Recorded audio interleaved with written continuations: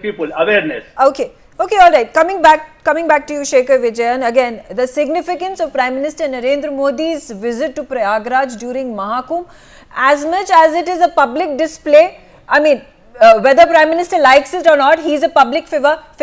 He is the Prime Minister of the country. He is a world-renowned figure. But it is also about his spirituality, his personal beliefs. Yeah, see the Prime Minister has always made it a point to showcase India at the world stage, going with the ideals of Viksit Bharat, going with the ideals of making India a developed country by 2047, and we are on the track for that. Now, the Maha Kumbh is a big event. It's a huge event. We had crores and crores of people coming in for this event, not just from India but from all parts of the world, who know about India through the Maha Kumbh. So the Prime Minister doing what he did today in terms of going to the Sangam and taking the dip, we've all seen that. I think it was expected. The fact that it was done without disturbing anything around the Maha Kumbh speaks for itself. The second thing is the Prime Minister's this is a bold new avatar of the Prime Minister, where he's gone out and showcased what India is all about, India's cultural identity and what India really stands for in terms of diversity, in terms of the dynamic religions we have, and how we can all work together in terms of sabka saath sabka vikas. This spiritual quotient of the Honorable Prime Minister is there for everyone to see. It just goes to show that the Prime Minister is above all. He's trying to showcase India as a place where everything can come in together. We all can work together, and we can all be successful. Now, for detractors, they could look at it from a different perspective. They could look at it from a myopic point of view and say that, oh, he's talking about religion. But the point is, if our cultural identity is strong, why should we not showcase that? Why should we not showcase India as a destination for our culture? It's happening all across the world, and India is at the epicenter of all this right now. And it goes without saying, it's happening well, it's being done well. And the Prime Minister is always, I have noticed, he's always done this, be it in the Parliament, be it at a place of cultural significance or religious significance.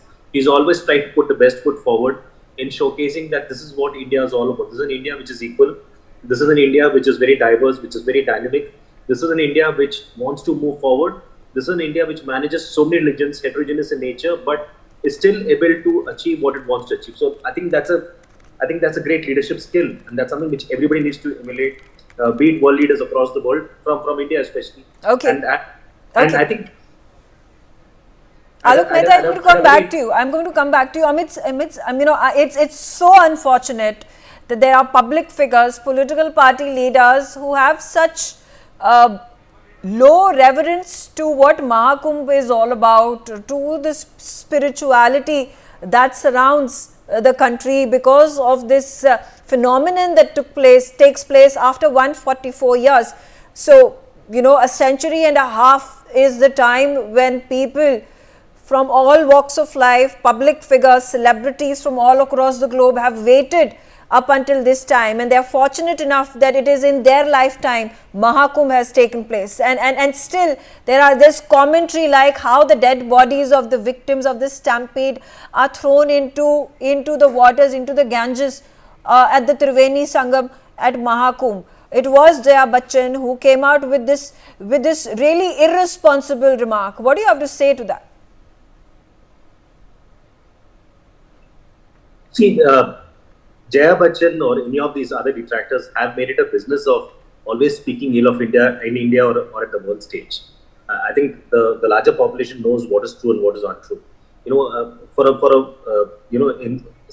example, we are talking about the Maha Kumbh, where crores and crores and a lot of people came. It is humanly not possible to manage an event of this nature. The government did what they could. The UP government did what they could.